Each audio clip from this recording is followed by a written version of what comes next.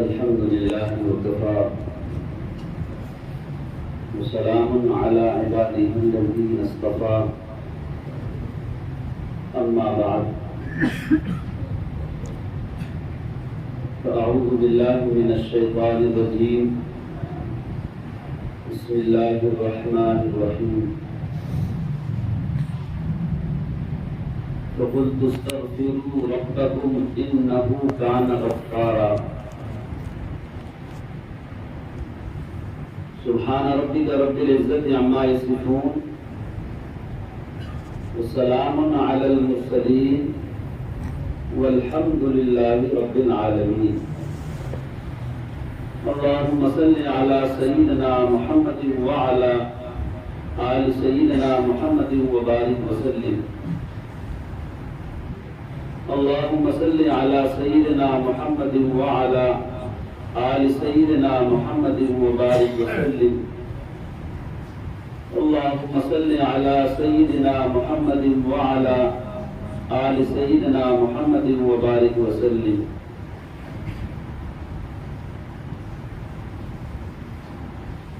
خواجہ عزیز الحسن مجذوب رحمۃ اللہ علیہ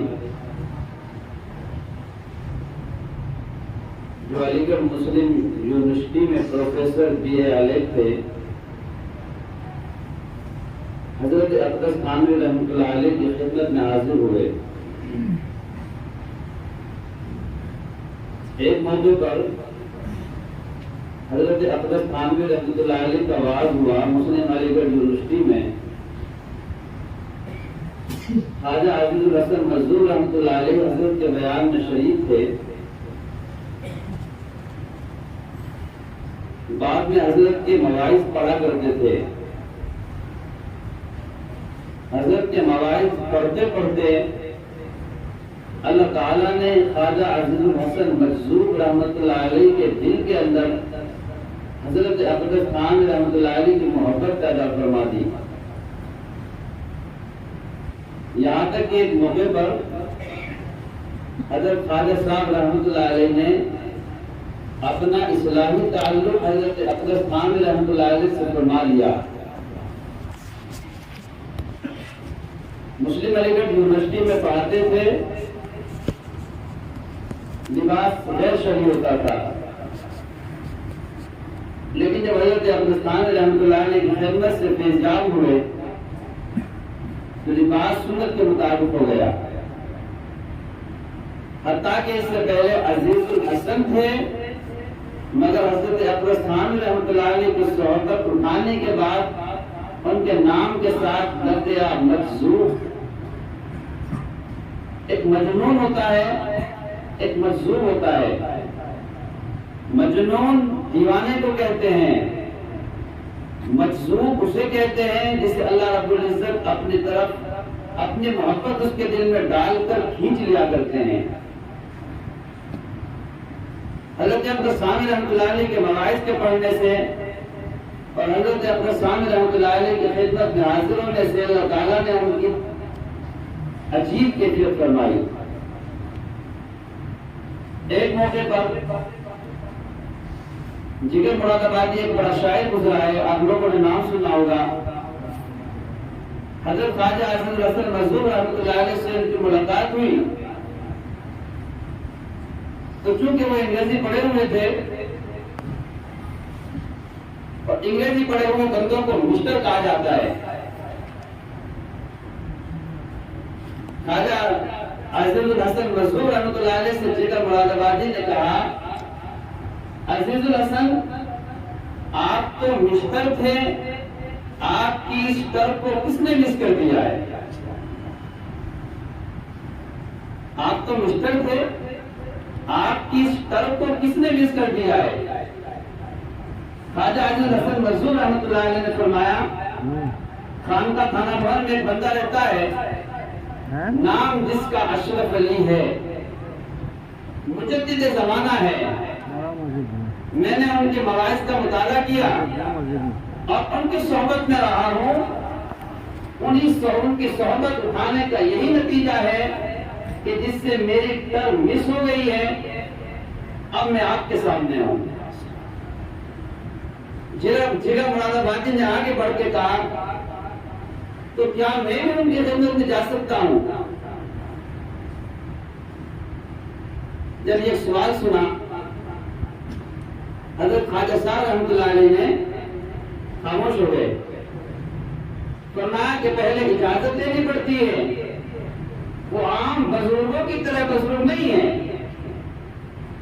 वहां जाने से पहले इजाजत लेनी पड़ेगी, बताना पड़ेगा कि मैं यहाँ आ रहा हूँ, मेरे आने का क्या मकसद है, कितने दिन के लिए आ रहा हूँ, ये सारी बातें वहां पर तय होती हैं।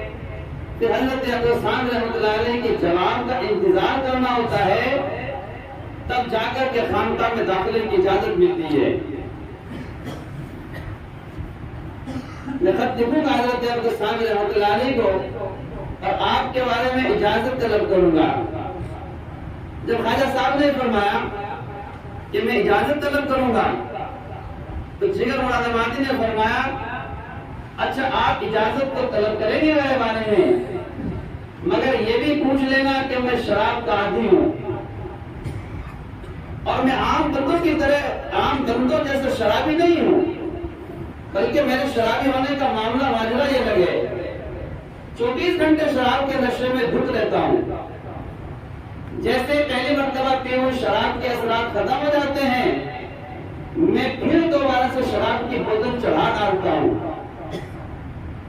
अच्छा ये भी इजाजत दे लेना कि जिगर मुरादाबादी आना चाहता है, मगर वो वहां भी शराब पिएगा। अब अगर आपके शेख मुझे इजाजत देते हैं तो बहुत अच्छा, मैं चलने को तैयार हूं, और अगर मुझे इजाजत नहीं देते तो कोई बात नहीं है। हज़रत ख्वाजा अब्दुल हसन मंसूर रहमतुल्लाह अलैह का खत हज़रत अब्दुल खान रहमतुल्लाह अलैह की खिदमत में पहुंचा। जवाब आया, जिगर मुरादाबादी तो जिगर मुरादाबादी है, और जिगर मुरादाबादी को बिल बुलाने की इजाजत है। अलबत्ता वो शराब की इजाजत चाहता है। खानकाह तो एक कौमी इदारा है, यहाँ तो शराब पीना जरा मुनासिब नहीं है, मगर मैं जिगर मुरादाबादी के लिए अपने मकान को खाली कर दूंगा। जब वो शराब पीना चाहेगा तो मेरे मकान में आके शराब पी सकता है, मुझे इस पर कोई इनकार नहीं है। अब देखिए, ख्वाजा साहब ने फरमाया, जिगर मुरादाबादी को हजरत खान रहमतुल्लाह अलैह का जवाब सुनाया। हजरत का जवाब ही आया है। जिगर मुरादाबादी कहते हैं कि जैसे मैंने हजरत अब्दुल खान रहमतुल्लाह अलैह का जवाब सुना, मैं तो कांप गया। ये कैसे अल्लाह वाले हैं, ये तो गुनाहगार से ज़र्रे बराबर की नफरत नहीं करते। हमारा मामला तो इससे उल्टा है ना। हम किसी शराबी के पास बैठ जाएं तो लोग हमें शराबी कहने लगते हैं। ये जो अल्लाह वालों की खानकाहें होती हैं, ये रूहानी बीमारियों की शिफाखाने हुआ करते हैं। जैसे हम ज़ाहिरन बीमार होते हैं तो हम अस्पतालों में जाते हैं, वहाँ हमारी ज़ाहिर की बीमारियों का इलाज हुआ करता है। हम बातिन के जब बीमार हो जाते हैं तो उस वक्त में औलिया अल्लाह की खानकाहों में जाते हैं, वहाँ हमारी रूहानी अमराज का इलाज हुआ करता है। चुनाचे अगर कोई डॉक्टर मरीज से नफरत करने लगे तो मरीज का इलाज कौन करेगा? बड़े से बड़ा मर्ज आज के जमाने में कैंसर समझा जाता है, मगर कैंसर जैसे मोटी मर्ज के मरीज को भी डॉक्टर बड़ी शफकतें देते हैं। हत्ता के लोग कहते हैं कि कैंसर जिस बंदे को हो जाए, अब इस बंदे के लिए मौत यकीनी है, मगर डॉक्टर फिर भी आखिरी सांस तक मेहनत करते हैं। इसीलिए हमें हमारे कामिल ने फरमाया कि मरीज से नफरत नहीं करनी है, मर्ज से नफरत करनी है। शराब पीना एक मर्ज हुआ करता है, हमें शराब से नफरत नहीं करनी है। शराब से नफरत करनी है, शराबी से नफरत नहीं करनी है। जिना करना एक मर्ज है, हमें जानी से नफरत नहीं करनी है, जिना से नफरत करनी है। चोरी करना, ब्याज लेना, जुआ खेलना, सट्टा खेलना, दाढ़ी कटाना, नमाज छोड़ना, ये सारे अमराज़ बातिनी हैं। ہمیں ایسے مریض سے نفرت نہیں کرنی ہے بلکہ ان مرضوں سے نفرت کرنی ہے۔ چنانچہ جگر مراد آبادی رحمۃ اللہ علیہ حضرت اقدس ثانی رحمۃ اللہ علیہ کی خدمت میں تشریف لے آئے۔ حضرت اقدس ثانی رحمۃ اللہ علیہ بیٹھے ہوئے ہیں، جگر مراد آبادی نے حضرت اقدس ثانی رحمۃ اللہ علیہ کا نورانی چہرہ دیکھ کر سب سے پہلے کہا، حضرت آج سے میں اپنے چہرے سے داڑھی نہیں کٹاؤں گا۔ یہ ہے شیخ کامل اور صحبت اہل اللہ کا سب سے بڑا فائدہ کہ بندے کے لیے گناہوں کا چھوڑنا آسان ہو جاتا ہے۔ ہم بہت ارادے کرتے ہیں کہ ہمارے سے گناہ چھوٹ جائے، مگر شیخ کامل کی صحبت کے بغیر گناہوں کا چھڑوا دینا عادت اللہ نہیں ہے۔ عادت اللہ یہی ہے کہ شیخ کامل کی صحبت میں جائیے تو ہم شیخ کامل کی صحبت کی برکت سے گناہوں کو چھڑوا دیں گے۔ چنانچہ اس کی موٹی سی مثال ہمارے اپنے سامنے صحابہ کرام کی مثالیں ہیں۔ اگر قرآن مجید کے خالص قرآن مجید کے اتر جانے سے بندوں کی اصلاح ہو سکتی تھی تو اللہ رب العزت آسمان سے قرآن مجید کو نیچے زمین پہ ڈال دیتے اور بندوں کی اصلاح ہو جاتی، مگر قرآن مجید کے ساتھ ساتھ میں سرکار دو عالم صلی اللہ علیہ وسلم کی شخصیت تشریف لائی تو صحابہ کی اصلاح آسان ہو گئی۔ انبیاء علیہ السلام کے بعد یہ صحرا اللہ رب العزت نے اولیاء کاملین کے سر پر باندھا ہے۔ دنیا میں بیمار ہوں گے، لہٰذا تم لوگ جاؤ گے اہل اللہ کی صحبت میں، ان کی صحبت کی برکت سے ہم تمہارا پیچھا گناہوں سے چھڑا دیں گے۔ چنانچہ جگر مراد آبادی نے سب سے پہلے ارادہ کیا حضرت اقدس ثانی رحمۃ اللہ علیہ کو دیکھ کر کہ آج سے اس چہرے سے داڑھی نہیں کٹے گی۔ اب کافی دیر تک حضرت اقدس ثانی رحمۃ اللہ علیہ کی خدمت میں بیٹھے رہے۔ جب کافی دیر ہو گئی اور جانے کا تقاضا ہوا تو حضرت اقدس ثانی رحمۃ اللہ علیہ نے ارشاد فرمایا، ہمارا اور آپ کا ایک وعدہ ہوا تھا، آپ نے کہا تھا کہ میں حضرت کی خدمت میں جاؤں گا، شراب پینے کا عادی ہوں، میں وہاں جا کر بھی شراب پیوں گا۔ چنانچہ ہم نے آپ کے لیے اپنے مکان کو خالی کر دیا ہے، آپ وہاں چلے جائیے اور شراب پی لیجیے۔ جگر مراد آبادی کہتے ہیں جس اللہ والے کو دیکھ کر اللہ رب العزت نے اتنے بڑے گناہ سے توبہ کرا دی ہے، اب میں اس کے گھر میں پہنچ کر شراب پیوں تو مجھ سے بڑا نالائق کون ہو سکتا ہے؟ اور کہا کہ حضرت ہاتھ بڑھائیے اور مجھے ان دونوں بڑے گناہوں سے توبہ کرا دیجیے۔ اب جگر مراد آبادی واپس جاتے ہیں اور شراب کی جو عادت کی چھوڑ دیتے ہیں، یہاں تک کہ بیمار ہو کر بستر پر پڑ جاتے ہیں۔ چونکہ اس وقت کے بڑے شعراء میں ان کا شمار ہوتا تھا، آل انڈیا بڑے شعراء میں تھے، بادشاہوں کے شاعر جنہیں کہا جاتا ہے۔ بڑے بڑے حکما آئے، اطباء آئے، ڈاکٹر آئے اور سب نے ایک علاج تجویز کیا۔ انہیں الگ سے کوئی مرض نہیں ہے، انہوں نے چونکہ شراب کو یکدم چھوڑ دیا ہے، اس بنا پر یہ بار بار مرض ان کا بڑھتا جا رہا ہے۔ اب ہمارے پاس اس کا کوئی علاج نہیں ہے، اگر جگر مراد آبادی شراب پی لیتے ہیں تو یہ فوراً شفا یاب ہو جائیں گے۔ جگر مراد آبادی نے کہا، میں ایک اللہ کے بندے کے ہاتھ پر توبہ کر کے آیا ہوں، اب میرے جسم میں اگر جان ہے تو رہے اور میرے جسم میں سے جان نکل کر پرواز کر جائے تو کر جائے، مگر اب شراب کو منہ نہیں لگاؤں گا اور اب شراب کو ہاتھ نہیں لگاؤں گا۔ اور پھر یہ شعر پڑھتے تھے، چلو دیکھ آئے تماشا جگر کا، چلو دیکھ آئے تماشا جگر کا، سنا ہے کہ وہ مسلمان ہوا ہے۔ یہ اللہ کی صحبت کی وجہ نہیں ہے۔ یہ خواجہ عزیز الحسن مسعود رحمۃ اللہ علیہ کے چند اشعار میرے سامنے ہیں، جن کو سنانے کے لیے میں نے ایک تمیز قائم کی ہے۔ آپ ان اشعار کو سنیے اور دل کے کانوں سے سنیے۔ خواجہ عزیز الحسن مسعود رحمۃ اللہ علیہ نے چند اشعار کہے ہیں، اے میرے داتا، اے میرے مالک، اے میرے مولا، اے میرے والی۔ جب اللہ رب العزت سے بندے کو محبت ہو جاتی ہے نا، آپ کتنے القاب کے ساتھ اللہ رب العزت کو پکارتے چلے جائیں مگر بندے کے پاس القاب ختم ہونے کے نام ہی نہیں لیتے۔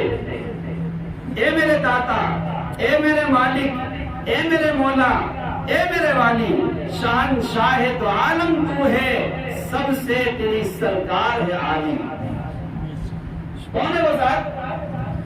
اللہ کی ہے وہ ذات، پروردگار کی ہے وہ ذات، پالنہار کی ہے وہ ذات، ہمارے خالق کی ہے وہ ذات، ہمارے مالک کی ہے وہ ذات، جس نے ہمیں پیدا کیا اس کی ہے وہ ذات، جس کو پانے کے لیے ہم یہاں جمع ہوئے ہیں اس کی ہے وہ ذات، جسے ہم کہتے ہیں، جس کو ہم کہتے ہیں اللہ، اللہ، اللہ۔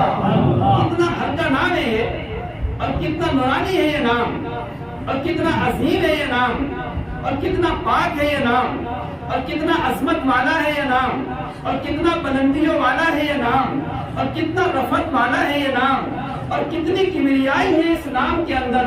جب اس نام کا یہ معاملہ ہے تو جس کا یہ نام ہے اس کا کیا حال ہوگا، کیا کہے گا اس کے بارے میں؟ کر کے دیکھیے اللہ رب العزت سے محبت، اندازہ ہوگا۔ ساری رات ہمارے اکابرین اور مشائخ مصلی کے اوپر پڑے ہی رہتے تھے، جیسے ہی سجدے میں سر رکھتے تھے سر اٹھانے کو جی ہی نہیں چاہتا تھا۔ ایک بزرگ گزرے ہیں حضرت مولانا فضل الرحمان گنج مراد آبادی رحمۃ اللہ علیہ، وہ فرماتے ہیں کہ جب میں سجدے میں سر رکھتا ہوں تو سر رکھنے کے بعد مجھے ایسا سرور آتا ہے، مجھے ایسا مزہ آتا ہے جیسے میں نے اپنے پروردگار کے قدموں پر سر رکھ دیا ہو، پھر سر اٹھانے کو جی نہیں چاہتا۔ چنانچہ ہمارے اکابر اور مشائخ پورا دن تو گھوڑوں کی پشت کے اوپر سوار رہتے تھے اور رات کے وقت میں مصلی کی پشت پر سوار رہتے تھے۔ یہ تو ہمارے اکابر اور مشائخ کا حال۔ شان تیری ہر آن نہیں ہے، گاہ جمالی گاہ جلالی۔ اللہ رب العزت کی شان ہر وقت نئی شان والے مالک ہیں۔ شان تیری ہر آن نہیں ہے، گاہ جمالی گاہ جلالی۔ کبھی اللہ رب العزت اپنے جمال کا مظاہرہ کرا رہے ہوتے ہیں اور کبھی اللہ رب العزت اپنے جلال کا مظاہرہ کرا رہے ہوتے ہیں۔ وہ بھی عجب خوش بخت ہے جس نے قلب میں تیری یاد بسا لی۔ ہم اس یاد کو بسانے کے لیے یہاں اس وقت میں حاضر ہوئے ہیں۔ اللہ رب العزت کی یاد ہمارے دل میں گھر کر جائے اور ہمارے دل میں اتر جائے، بس یہی ہمارا ایک مقصد ہے، اس کے علاوہ اور کوئی مقصد نہیں ہے۔ پھر کیا ہوتا ہے جب بندے کے دل میں اللہ رب العزت کی یاد گھر کر جاتی ہے اور بندے کو اللہ رب العزت سے محبت آ جاتی ہے، بلکہ یہ کہیے کہ جب اللہ رب العزت کا یہ نام بندے کے دل میں اتر جاتا ہے تو پھر بندے کو دنیا کی بڑی سے بڑی چیزوں کی کوئی حقیقت اس کے سامنے نہیں ہوا کرتی۔ ہمارے اکابر اور ہمارے مشائخ کا معاملہ بڑا عجیب ہے، چونکہ انہوں نے محنت کر کے اللہ رب العزت کے اس نام کو اپنے دل میں جگہ دی تھی، اس کی بنا پر اللہ رب العزت نے ان کو خوب نوازا تھا۔ بظاہر دنیا کی دولتیں ان کے سامنے کچھ نہیں ہوتی، مگر دنیا کی بڑی بڑی دولتوں کی ان کے یہاں تو قدر بھی نہیں ہوا کرتی۔ ایک بزرگ گزرے ہیں جن کا نام تھا شاہ ابو الحسن خرقانی رحمۃ اللہ علیہ، ہمارے سلسلہ کے نقشبندیہ کے بڑے بزرگوں میں ان کا شمار ہوتا ہے۔ ایک موقع پر ایک بندہ آیا اور حضرت کی بڑی تعریف سن کے آیا، بڑے اللہ والے ہیں، بہت اونچا مقام اللہ نے انہیں عطا کیا ہے، لیکن جیسے گھر میں آئے اور گھر کے قریب آنے کے بعد دروازے کا کنڈا بجایا تو دروازے کی کنڈی بجانے کے بعد اندر سے گھر والی تشریف لائی۔ کون ہو، کہاں سے آئے ہو؟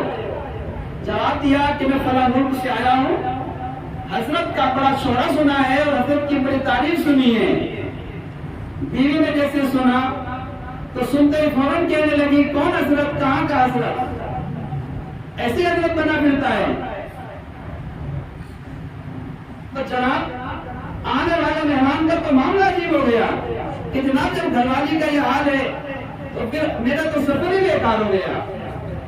جب وہ باہر نامراد واپس لوٹا تو واپس لوٹنے کے بعد لوگوں نے سمجھ لیا کہ ہاں گھر کا ستایا ہوا ہے، اور وہ تو حضرت کو نہیں چین لینے دیتی، آنے والوں کو کہاں سکون اور اطمینان دے گی۔ انہوں نے کہا پریشان ہونے کی ضرورت نہیں ہے، اگر تمہیں شاہ ابو الحسن خرقانی رحمۃ اللہ علیہ کا معاملہ ولایت دیکھنا ہے اور ان کا اپنے پروردگار سے محبت کا معاملہ دیکھنا ہے اور ان کا اپنے پروردگار سے صلح کا معاملہ دیکھنا ہے، تو جاؤ جنگل کے فلاں راستے میں چلے جاؤ، وہاں وہ جنگل سے لکڑیاں لینے کے لیے، اپنے گھر میں چولہا چلانے کے لیے، کھانا بنانے کے لیے گئے ہوئے ہیں۔ چنانچہ وہ آنے والا مسافر اسی راستے کے اوپر چل پڑا، کافی دور چلا گیا، چلتا رہا، دیکھا کہ ایک بندہ ہے وہ جنگل سے واپس آ رہا ہے، شیر آگے آگے چلتا ہے اور شیر کے اوپر لکڑیوں کا ایک بڑا کٹڑ بھی رکھا ہوا ہے، اور اس آنے والے بندے کے ہاتھ میں ایک بڑا اژدہا ہے جس کا اس نے کوڑا بنا رکھا ہے۔ جیسے شیر دائیں بائیں حرکتیں کرتا ہے تو سانپ کے کوڑے سے اس شیر کو مار کے سیدھا کر دیتے ہیں۔ یہ بندہ آگے آگے چلتا رہا، ڈرتا بھی رہا، آگے بھی چلتا رہا۔ جیسے شاہ ابو الحسن خرقانی رحمۃ اللہ علیہ قریب آئے تو شاہ ابو الحسن خرقانی رحمۃ اللہ علیہ کو اللہ تعالیٰ نے کشف عطا فرمایا اور دل میں بات ڈال دی، تو شاہ ابو الحسن خرقانی رحمۃ اللہ علیہ نے دیکھ کے فرمایا، ہم اس سانڈنی کا بوجھ اٹھاتے ہیں، جنگل کے سانڈ ہمارا بوجھ اٹھاتے ہیں، ہم اس سانڈنی کا بوجھ اٹھاتے ہیں، جنگل کے سانڈ ہمارا بوجھ اٹھاتے ہیں۔ ہم اگر اپنا معاملہ اپنے پروردگار سے صحیح کر لینا تو پھر دنیا کے لوگ ہم سے محبت کیے بغیر نہیں رہ سکتے۔ ان اولیاء اللہ کے 5-4 ہاتھ پیر نہیں ہوتے، یہ بھی ہماری طرح ایک انسان ہی ہیں، مگر ان اللہ والوں کا معاملہ ہی عجیب ہوتا ہے، عجیب محبتیں کرتے ہیں لوگ ان سے۔ خانہ کعبہ کے 4 جانب لوگ چکریں کاٹ رہے ہوتے ہیں، دیوانہ وار گھومتے رہتے ہیں، کوئی بندہ ایک دوسرے کو نہیں دیکھتا۔ کیا ہم خانہ کعبہ کا طواف کرتے ہیں؟ نہیں، خانہ کعبہ کے اوپر جو پروردگار کی تجلیات ربانی ہوتی رہتی ہے، ہم اس کا چکر کاٹ رہے ہوتے ہیں، ورنہ خانہ کعبہ تو ایک کمرہ ہے، عام کمروں کی طرح ایک کمرہ ہے، پروردگار اپنی تجلیات خاصہ کا نزول اس پر فرماتے ہیں، ہم اسی کا چکر کاٹتے رہتے ہیں۔ چنانچہ اب شاہ ابو الحسن خرقانی رحمۃ اللہ علیہ کے بارے میں آگے سنیے۔ شاہ ابو الحسن خرقانی رحمۃ اللہ علیہ نے جیسے یہ بات فرمائی تو اس بندے کے دل کے اندر جتنے شبہات و شبہات تھے وہ سارے کے سارے شبہات و شبہات ختم ہو گئے۔ اب شاہ ابو الحسن خرقانی رحمۃ اللہ علیہ کا ایک معمول تھا، سال بھر میں ایک مرتبہ 40 دن کا اعتکاف فرماتے، جیسے ابھی ہمارے حضرت نے فرمایا اعتکاف کے سلسلے میں 40 دن کا اعتکاف کرتے، اور چونکہ نقشبندی مظلوم تھے 40 دن تک مراقبے میں ہی رہتے تھے۔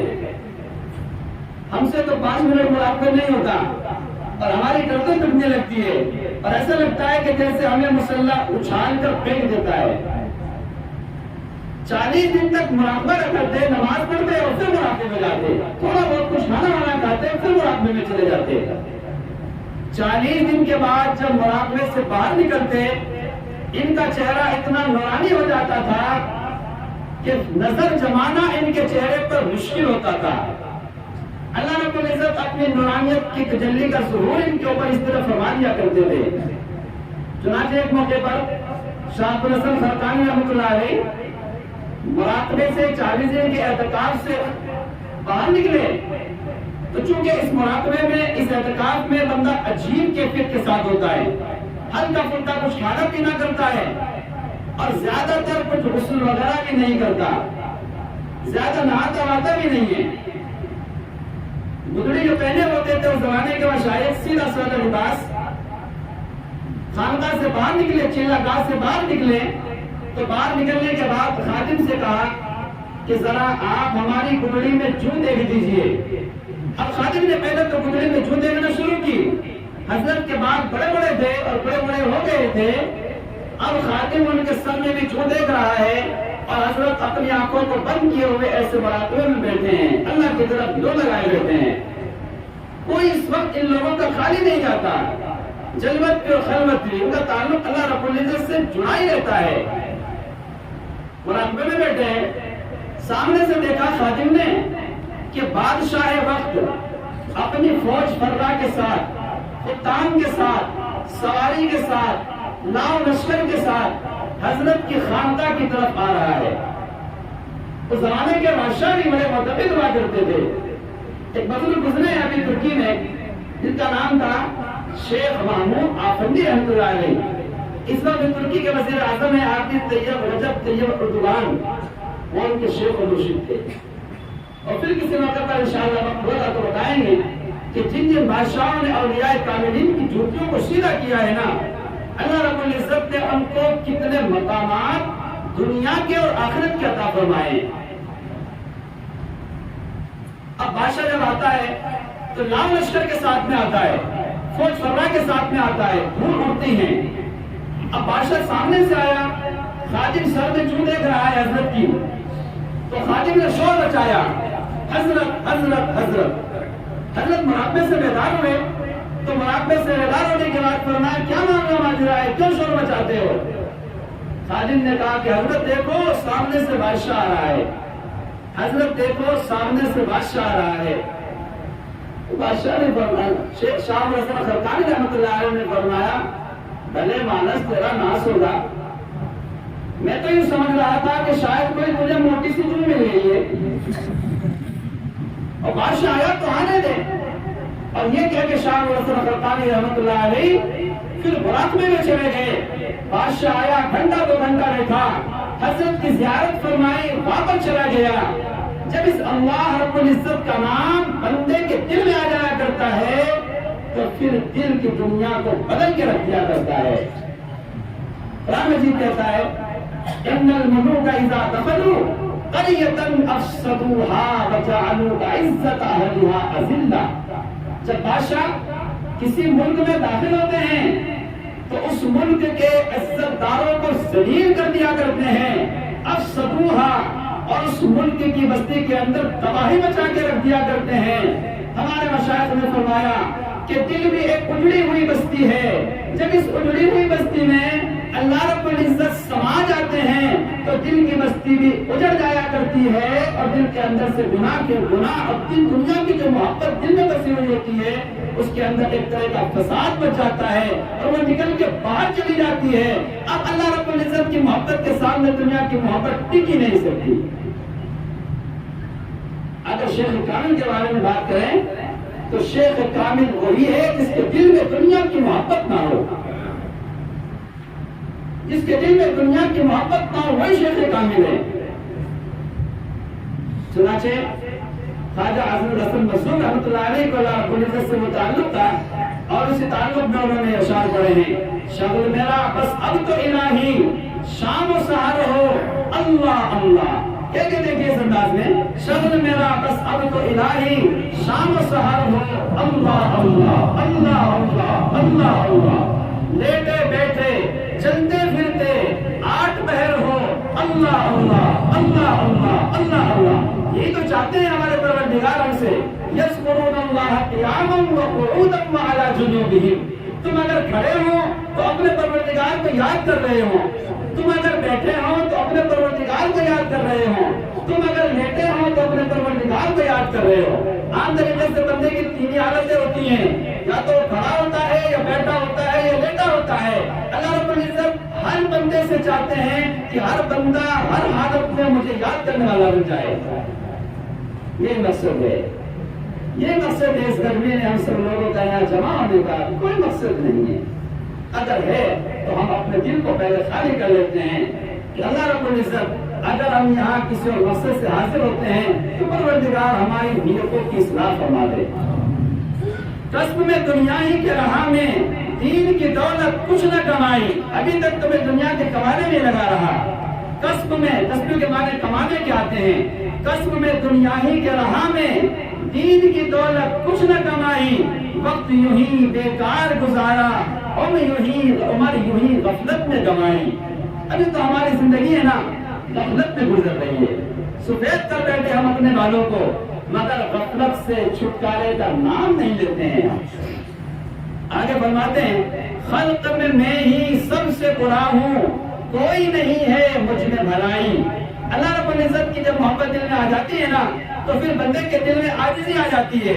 اب بندہ یہ سمجھتا ہے کہ میں سب سے ہو رہا ہوں. اب تو ہم یہ سمجھ رہے ہوتے ہیں کہ میں سب سے اچھا ہوں, مگر یہ اللہ والے اپنے کو سب سے حقیر سمجھ رہے ہوتے ہیں اور ان کے دل کے اندر اللہ رب العزت کی سب کچھ ہوتے ہیں.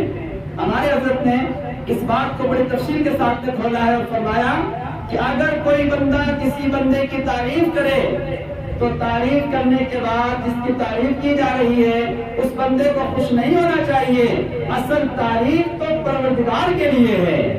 اے بندے اگر کوئی تیری تعریف کرتا ہے نا تو وہ اصل تیری تعریف نہیں ہے بلکہ اس پروردگار نے تیرے اندر کمالات ڈال دیے ہیں. اگر وہ کمالات نہ ڈالتا تو پھر تیری کون تعریف کرتا ہے. ایک موقع پر حضرت شبلی رحمۃ اللہ علیہ کو الہام ہوا اللہ رب العزت کی طرف سے. اللہ رب العزت نے فرمایا اے شبلی کیا تو چاہتا ہے کہ میں تیرے عیب لوگوں کے سامنے کھول کر بیان کر دوں اور تجھے کوئی منہ لگانے والا نہ رہے. کیا فرمایا الہام میں اے شبلی کیا تو یہ چاہتا ہے کہ میں تیرے عیب لوگوں کے سامنے کھول کر بیان کر دوں اور کوئی تجھے منہ لگانے والا نہ رہے. تو حضرت شبلی رحمۃ اللہ علیہ نے راز و نیاز کے انداز میں اپنے پروردگار سے کہا اے میرے مالک کیا آپ چاہتے ہیں کہ میں آپ کے رحمت لوگوں کے سامنے کھول کر بیان کر دوں تو کوئی تجھے سجدہ کرنے والا نہ رہے. اللہ رب العزت نے فرمایا اے شبلی نہ تو تم میری بات کہنا میں نہ تمہاری بات کہوں گا. یہ اللہ والوں کی باتیں ہوتی ہیں جو دل میں اپنے پروردگار سے کرتے ہی رہتے ہیں.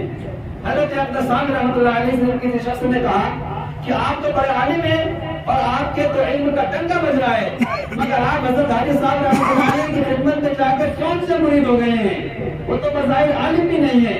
تو حضرت اقدس گنگوئی رحمۃ اللہ علیہ نے ارشاد فرمایا میں نے درس و تدریس تعلیم اور پڑھائی کے دوران بہت ساری چیزوں کے نام یاد کر لیے ہیں مگر مجھے ان کے مزے کا علم نہیں تھا. حضرت اقدس رحمۃ اللہ علیہ کی خدمت میں جا کر میں نے ان مٹھائیوں کے جن کے نام یاد کیے تھے نا ان کے ذائقے کا علم مجھے وہیں آیا ہے. یہ ہمارے کاکو اور ہمارے مشاہد تھے, یہ پاگل نہیں تھے, یہ 24 گھنٹے جو لگے رہتے تھے نا اور لوگ جو انہیں کہتے تھے کچھ بھی نہیں ہے دیوانے ہیں. نبی علیہ السلام بھی جب اللہ کو یاد کرتے تھے نا اور لوگوں کو پکڑ پکڑ کے کہا کرتے تھے بھائی اللہ ایک ہی, اللہ کے سوا کوئی معبود نہیں, تو کفار مکہ کیا کہتے تھے مجنون ہے, دیوانہ ہے, پاگل ہے, اس کی بات نہ سنو. اولیاء کاملین کو بھی آج کل کے خوش حضرات یہی کہتے ہیں کہ کچھ نہیں ہے, یہ تو سب پاگل و دیوانے ہیں. میں یہی کہتا ہوں کہ اگر وہ لوگ ہمیں اللہ اللہ کرنے والے لوگوں کو پاگل و دیوانہ کہتے ہیں تو اللہ کے نام پر ہم پاگل و دیوانہ سننے کے لیے تیار ہیں. اور پھر میں وہی بات جو جگہ جگہ عرض کرتا ہوں جو ہمارے حضرت بار بار عرض کرتے ہیں کہ ایک غیر مقلد حضرت کی خدمت میں حاضر ہوا اور حاضر ہونے کے بعد کہا کہ پیر صاحب کیا معاملہ ہے, آپ جب بھی دیکھتے ہیں جب اللہ اللہ کی باتیں کرتے رہتے ہیں آپ کو اس کے علاوہ کچھ نہیں ملتا کیا.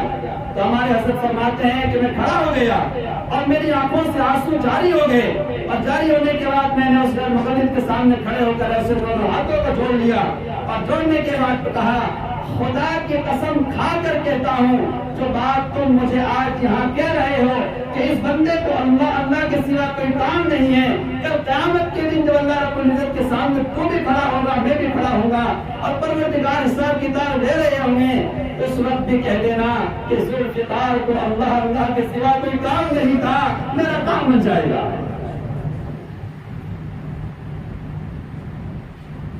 یہ ہے اصل مسئلہ, دلوں کا مسئلہ ہے. دل کی جب تک اصلاح نہ ہو تو اس کے اندر گندگیاں جنم لیتی ہیں اور جب دل کے اندر سدھار آ جاتا ہے تو پھر مزہ آتا ہے بات کرنے میں, تاثیر پیدا ہوتی ہے بات میں. یہ ایسے نہیں ہوا کرتی. اس نے فرمایا شکل میرا بس اب تو الہی شام و سحر ہو اللہ اللہ اللہ اللہ, لیٹے بیٹھے چلتے پھرتے آٹھ پہر ہو اللہ اللہ اللہ اللہ اللہ اللہ. نفس کے شر سے مجھ کو بچا لے اے میرے اللہ اے میرے اللہ. بہت آسان مسئلہ ہے, ہم سب لوگ نفس کے شر کے اندر مبتلا ہیں. دعا کریں اللہ رب العزت سے, یہ وہی دعا کر رہے ہیں نفس کے شر سے مجھ کو بچا لے اے میرے اللہ اے میرے اللہ. पंजाए गम से मुझको छुड़ा ले, ए मेरे अल्लाह, ए मेरे अल्लाह। आज बंदा बंदे गम के अंदर मुबतला है, कारोबार की कम होने की शिकायत करता है, बेबरकती की शिकायत करता है, बीमारी की शिकायत करता है, इत्मीनानी की शिकायत करता है, हत्ता कि रात के वक्त में नींद के उड़ जाने की शिकायत करता है। हमारे घर का हर बंदा परेशान हाल है, मगर उसका इलाज क्या है? अल्लाह, अल्लाह के सिवा कोई इलाज नहीं है। पंजाए गम से मुझको छुड़ा ले, ए मेरे अल्लाह, ए मेरे अल्लाह। आप लोग करके देखें तो मजा आ जाएगा, जिंदगी का मामला ही अलग हो जाएगा। सुन मेरे नाले, सुन मेरे नाले, ए मेरे अल्लाह, ए मेरे अल्लाह। ये जो मैं रातों को धारे मार मार करके रो रहा हूँ ना, मेरा कोई मकसद नहीं है, मेरा मकसद तो तुम्हारी तलाश गुफ्तगू है। आप मुझे मिल जाए तो मेरा काम बन जाएगा। आगे कहते हैं, सुन मेरे नाले, सुन मेरे नाले, ए मेरे अल्लाह, ए मेरे अल्लाह। अपना बना ले, अपना बना ले, ए मेरे अल्लाह, ए मेरे अल्लाह, ए मेरे अल्लाह। हम तो बहुत कहते हैं ना, अल्लाह तुम हमारे हो, अल्लाह तुम हमारे हो। मजा तो उस वक्त है कि परवरदिगार कहते नहीं नहीं तुम भी मेरे हो, काम बन जाएगा। मगर परवरदिगार उसी वक्त कहेगा जब हम परवरदिगार को याद करेंगे। कुरान से शाम की आयत इस पर दलील है, फज़्कुरूनी अज़्कुरुकुम, तुम मुझे याद करो मैं तुम्हें याद करूंगा। इसका मतलब ये नहीं है कि हम अल्लाह रब्बुल इज्जत को याद करें अल्लाह अल्लाह कहकर, तो परवरदिगार भी हमें याद करे बंदा बंदा कहकर, यह मतलब नहीं है। बल्कि जब कोई बंदा अल्लाह रब्बुल इज्जत को पहली मर्तबा अल्लाह कह के याद करता है, फिर दूसरी मर्तबा अल्लाह कह के याद करता है, ये दूसरी मर्तबा अल्लाह कह के याद करना इस बात की दलील है कि पहली मर्तबा अल्लाह कहना तुम्हारा कबूल हो गया। अब कबूलियत की बिना पर अल्लाह रब्बुल इज्जत ने तुम्हें दूसरी मर्तबा अल्लाह कहने की तौफीक अता फरमाई है। हज़रत हाजी साहब रहमतुल्लाह अलैह के खिदमत में एक शख्स हाजिर हुए और हाजिर होने के बाद कहा कि हज़रत रोजाना इसमें ज़ात का जिक्र 1,00,000 मर्तबा करता हूँ। इसमें ज़ात जानते हो? अल्लाह अल्लाह, बस यही इसमें ज़ात है। मैं इसमें ज़ात का जिक्र रोजाना 1,00,000 मर्तबा करता हूँ, मगर मुझे तो इससे कोई फायदा नहीं हुआ। हमारे बहुत सारे मुरीदीन पूछते हैं कि जी मैं बहुत दिन से मुरीद हूँ, मगर मुझे तो आज तक इसका कोई फायदा नहीं हुआ। तो मुरीद होने का फायदा ये नहीं है कि हमें बहुत सारा मानो दौलत घर में पड़ा मिल जाएगा और हमें कुछ करने की जरूरत नहीं है। असल तो जो ब्याह है वो तौबा का नाम है। तौबा हमने कर ली, ये सबसे बड़ी बात है, यही सबसे असल चीज है। और जैसे तौबा हो जाएगी ना, तब फिर जिंदगी बदलना शुरू हो जाएगी, आप खुद महसूस करेंगे अपने जिंदगी के अंदर। तो हज़रत हाजी साहब रहमतुल्लाह अलैह ने कहा कि हज़रत 1,00,000 मर्तबा रोजाना अल्लाह अल्लाह करता हूँ, मगर मुझे इसका कोई फायदा महसूस नहीं होता। तो हज़रत हाजी साहब रहमतुल्लाह अलैह ऐसे बैठे हुए थे और सीधे उठकर बैठ गए और फरमाया, भले मानस, जिस परवरदिगार ने तुझे 1,00,000 मर्तबा अल्लाह कहने की तौफीक दे रखी है, तुझे इससे बड़ा और क्या फायदा चाहिए? क्या उन्होंने तुझे अपना नाम लेने में लगा रखा है? उस परवरदिगार ने तुझे अपना नाम लेने में लगा रखा है और तुझे क्या चाहिए? इससे बड़ी दौलत और क्या चाहिए हमें? कुछ नहीं चाहिए हमें, इससे बड़ी दौलत कुछ नहीं चाहिए। इसलिए हमारे हज़रत फरमाते हैं हमें ये काम करते करते मरना है और मरते मरते करना है। अब दुनिया के जो बंदे हैं ना, वो जो कहते हैं कहें और जो कहते फिरे तो कहते फिरे। आगे फरमाते, अपने निज़ाम में मुझको मिटा दे, ए मेरे अल्लाह, ए मेरे अल्लाह। मैं अपना हर मामला अपने परवरदिगार के हवाले करता हूँ। हमने कहा है ना, आमनतु बिल्लाहि व मलाइकतिही व कुतुबिही व रुसुलिही वल यौमिल आखिर व क़द्रि खैरिही व शर्रिही। अच्छी बुरी तकदीर सब तो अल्लाह की तरफ से। ज़बान से तो हमने इक़रार किया है ना, इक़रारुम बिल लिसान व तस्दीक़ुम बिल क़ल्ब, ये कहकर इक़रार कर लिया है। फिर अगर अल्लाह की तरफ से परेशानी आती है तो परेशान क्यों होते हैं? अल्लाह के हवाले करें।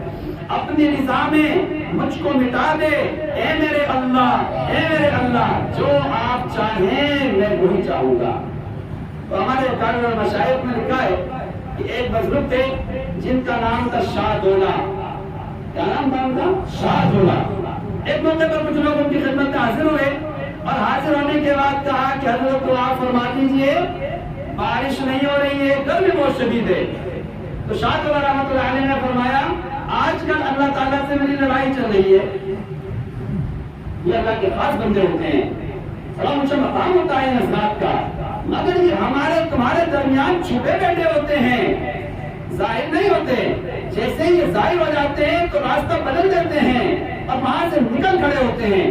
شاہ ولی اللہ صاحب رحمۃ اللہ علیہ کے والد اپنے آپ کو چھپایا کرتے تھے، کبھی کبھی وہ چھپانے میں فوجی لباس پہن لیا کرتے تھے، مگر ایک بزرگ نے مشہور ہے جب ان کو دیکھا تو فرمایا کہ جناب کہاں چھپے پھرتے ہو، چاند تو چاند ہی ہوتا ہے، تو چھپنے سے چھپا نہیں کرتا۔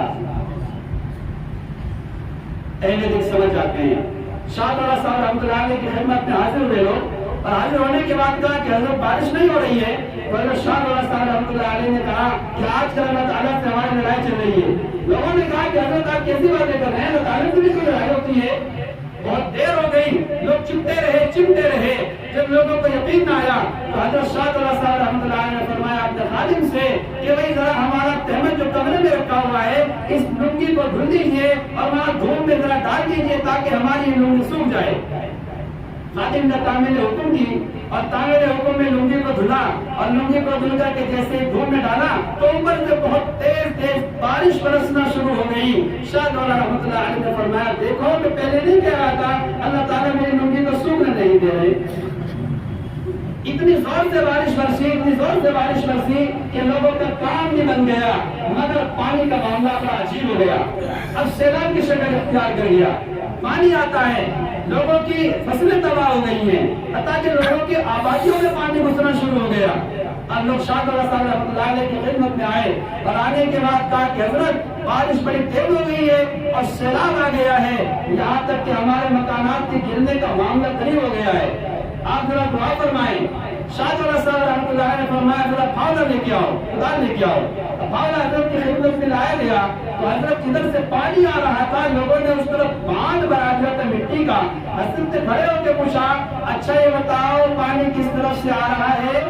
لوگوں نے بتایا کہ حضرت ادھر سے پانی ادھر کو جا رہا ہے، آپ کدھر چاہتے ہیں؟ لوگوں نے کہا کہ حضرت ہم چاہتے ہیں کہ ہماری بستی سے پانی نہ آئے بلکہ دوسری طرف ہو کے نکل جائے۔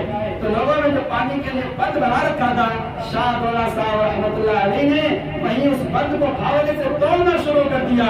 لوگوں نے حضرت کے ہاتھ کو پکڑ لیا اور ہاتھ کو پکڑنے کے بعد کہا کیا کرتے ہیں حضرت، پانی ٹوٹ جائے گا تو ہماری بستی میں پانی بھر جائے گا، ہم سب ڈوب جائیں گے، تہس نہس ہو جائیں گے، آپ ایسا نہ کریں۔ شاہ ولی صاحب رحمۃ اللہ علیہ کے اوپر جذب کی کیفیت طاری ہو گئی اور شاہ ولی صاحب رحمۃ اللہ علیہ نے فرمایا جدھر مولا ادھر شاہ دولا، جدھر مولا ادھر شاہ دولا، جدھر مولا ادھر شاہ دولا۔ میرے مالک کی مرضی تو یہ ہے کہ پانی ادھر جائے، تم کون ہوتے ہو پانی کو روکنے والے؟ جیسے ہی شاہ دولا رحمۃ اللہ علیہ کی زبان سے یہ الفاظ جاری ہوئے پانی رک گیا۔ یہ ہے اولیاء کاملین، یہ ہے اللہ کے خاص بندے، ان کو اللہ تعالیٰ عطا فرماتے ہیں فراست ایمانی۔ اس کو حدیث پاک میں نبی علیہ السلام نے ارشاد فرمایا اتقوا فراست المؤمن فإنه ينظر بنور اللہ۔ اللہ تعالیٰ ان کو فراست ایمانی عطا فرماتے ہیں، آپ ان کی فراست ایمانی سے ڈریے، یہ اللہ کے نور سے دیکھتے ہیں۔ اسی لیے ہمارے حضرت عبدالستان رحمۃ اللہ علیہ فرماتے ہیں جب عام لوگوں کی مجلسوں میں جاؤ تو اپنی جیب کو سنبھال کے بیٹھو، اور جب اولیاء کاملین کی مجلس میں جاؤ نا تو اپنے دل کو سنبھال کے بیٹھو۔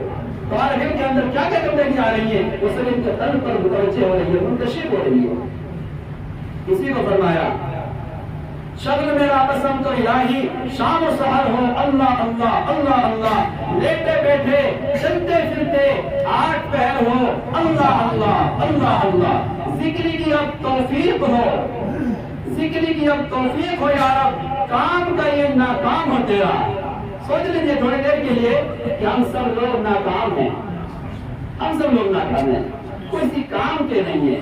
کام کا تو وہ بندہ ہے جو پروردگار کے کام آ جائے، وہ ہے بندہ کام کا۔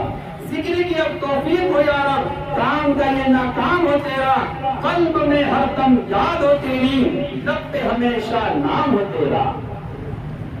یہ عجیب مناجات پڑھیے خواجہ حضرت مسعود رحمۃ اللہ علیہ نے تنہائی میں اگر ذکر سے پہلے اس کو پڑھ لیا جائے نا تو ذکر کی سرور کی کیفیت بننے کی بدل جاتی ہے۔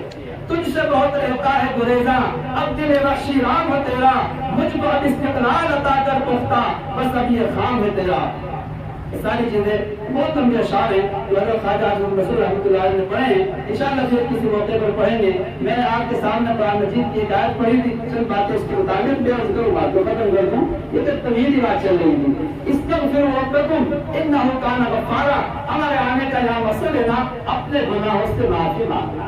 مہینے میں ایک مرتبہ حاضر میں کتنے گناہ ہم نے کیے ہیں. اللہ رب العزت فرماتے ہیں استغفروا ربکم, اپنے پروردگار سے بخشش طلب کر لیا کرو. انہ کان غفارا, وہ گناہ گاروں کے گناہوں کو بخشنے والا بڑا غفار ہے. اور دوسری آیت میں فرمایا نبئ عبادی انی انا الغفور الرحیم. اے میرے حبیب محمد صلی اللہ علیہ وسلم میرے بندوں کو بتا دو انی انا الغفور الرحیم, کہ میں پاک پروردگار بڑا بخشنے والا اور اپنے بندوں کے اوپر بڑا مہربان. اس لیے ہم سب لوگ دنیا حاضر میں اپنے گناہوں سے پیچھا چھڑانے کے لیے یقیناً ہم جو پریشان ہیں نا, ہم اپنے گناہوں سے پریشان ہیں. اللہ تعالیٰ گناہ سے ہمارا پیچھا چھڑا دے اور نیکوکاری کی زندگی اللہ تعالیٰ ہمیں عطا فرما دے.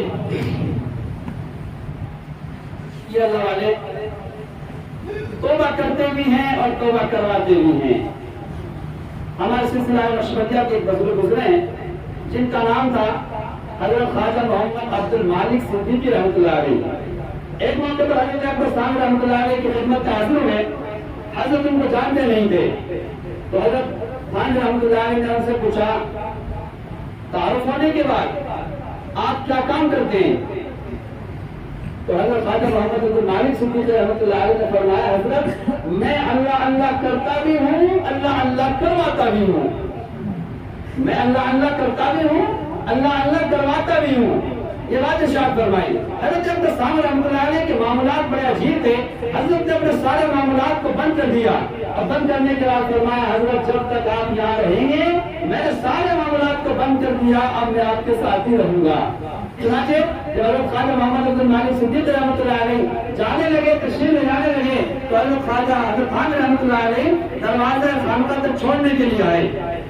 اور چلتے وقت جب ایسے مسافہ ہوا تو مسافے کے دوران حضرت عبد السلام رحمۃ اللہ علیہ نے فرمایا حضرت میں نے اپنا ہاتھ آپ کے ہاتھ پہ دے دیا ہے, کل قیامت کے دن جب آپ کے لیے جنت کا فیصلہ ہونے لگے نا تو اس وقت میں مجھے بھول مت جانا, اس گناہگار اشرف علی کو بھی جنت میں لے کے جانا. ایسے لوگ تھے, کہاں چلے گئے وہ لوگ جنہوں نے اپنے دل کے اندر اتنی محنتیں کی تھی, اپنے دل کے اندر اللہ کو ایسا بسایا تھا, مگر اس کے باوجود ڈرتے نہیں تھے. بہت ڈرتے تھے اپنے پروردگار سے. ہمارا معاملہ بڑا عجیب ہے, کوئی ہمیں ستانے لگے تو ہم زبان سے باہر نکل آتے ہیں, ہاتھوں سے باہر نکل آتے ہیں, ہماری مجلسیں غیبتوں سے گرم ہو جاتی ہیں. ایک بزرگ گزرے جن کا نام تھا حضرت مولانا سید علی ہجویری رحمۃ اللہ علیہ. ایک موقع پر جہاز میں سفر کر رہے تھے, سر کے اوپر سے بال مڑا رکھے تھے, تو نوجوان لڑکوں کو شرارت سوجی, انہوں نے حضرت کے سر سے ٹوپی اتار لی حضرت ہجویری رحمۃ اللہ علیہ کے, اور ایسے سر کے اوپر الٹے ہاتھ سے مارنا شروع کر دیا. اب جہاز میں اور لوگ موجود تھے, انہوں نے بھی حضرت کا مذاق بنانا شروع کر دیا اور کہنے لگے کہ بھائی ذرا گنجے کو اور مارو اور مارو. ایک عجیب قسم کا معاملہ ہو گیا. اللہ تعالیٰ کی رحمت جوش میں آئی, اور جوش میں آنے کے بعد الہام ہوا اور کہا ہجویری اگر تو کہتا ہے اور تو ان کی پریشانی ان کی دقتوں سے پریشان ہوتا ہے تو میں اس کشتی کو ابھی الٹ کر رکھ دیتا ہوں. حضرت ہجویری رحمۃ اللہ علیہ نے فرمایا ہے میرے پاک پروردگار, جب آپ کشتی الٹنے پر قادر ہیں تو آپ ان کے دلوں کی کشتی کو الٹ دیجیے نا, انہیں توبہ کی توفیق دے دیجیے. جیسے انہوں نے دعا مانگی, اللہ رب العزت نے دعا کو قبول کر لیا اور فوراً ان کو توبہ کی توفیق ہوئی. حضرت ہجویری رحمۃ اللہ علیہ کے ہاتھ پر وہ پورا مجمع توبہ طائب ہوا اور مقام ولایت اللہ رب العزت نے ہم تمام کو عطا فرمایا. ایسے لوگ ہوتے ہیں. شیخ حسن بصری رحمۃ اللہ علیہ ہیں, لوگوں نے بتایا نوجوان طبقے کا معاملہ خراب ہو گیا ہے. ہمارے یہیں بستی میں ایک نوجوان عورت رہتی ہے, بڑی سج دھج کے رہتی ہے اور زنا کا بازار گرم کرتی ہے. ہمارے محلے کے نوجوان لڑکے وہاں جاتے ہیں, 1000 دینار اسے دیتے ہیں اور رات بھر اس سے منہ کالا کرتے ہیں, اپنی بھی عزتیں خراب کرتے ہیں اور اس کی بھی عزت ڈوبتے ہیں اور پھر واپس آ جاتے ہیں. انہوں نے اپنے مال کو, جان کو, عزت کو سب کو داؤں پہ لگا رکھا ہے. آپ ذرا ان کے بارے میں کچھ کہیے. حضرت حسن بصری رحمۃ اللہ علیہ تشریف لے گئے اور وہاں جا کے کھڑے ہو گئے. 1000 دیناروں کا انتظام کیا اور 1000 دینار کا انتظام کر کے ان زانیہ فاحشہ عورت کے دروازے پہ کھڑے ہو گئے، بیٹھ گئے۔ لڑکوں نے جب آنے جانے والوں نے وہاں دیکھا کہ حضرت حسن بصری رحمۃ اللہ علیہ یہاں موجود ہیں، تو لوگ دیکھتے کہ اچھا آج تو وقت کا مظلوم بھی اس کی محبت سے گرفتار ہو گیا ہے اور اس کے جال میں پھنس گیا ہے، مگر آگے بڑھ کر پوچھنے کی کسی کی ہمت نہ ہوئی۔ جیسے شام کا وقت ہوا تو خادمہ اندر سے باہر آئی، باہر آنے کے بعد دیکھا کہ ایک بوڑھا آدمی ہے، بزرگ حسن بصری ہے، وقت کا بڑا ولی ہے، حضرت راجہ بصریہ کے زمانے کا ہے۔ بات ذرا لمبی ہو جائے گی، انشاءاللہ پھر کسی موقع پر تفصیل عرض کروں گا، چھوٹی چھوٹی باتیں آ رہی تو سنتے جائیں۔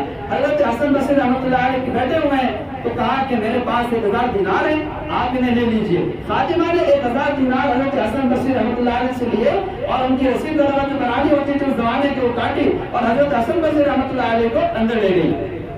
دیکھا کہ وہاں ایک نوجوان لڑکی ہے اور بہت بناؤ سنگار کے ساتھ سن دھر کے بیٹھی ہوئی ہے، بوڑھا ہے حسن بصری رحمۃ اللہ علیہ، وقت کا قطب ہے، ابدال ہے، بڑے اونچے درجے کا آدمی ہے۔ حضرت حسن بصری رحمۃ اللہ علیہ اندر تشریف لے گئے اور تشریف لے جانے کے بعد اس سے پوچھا اچھا تو کیا آج کی رات آپ کی میرے لیے؟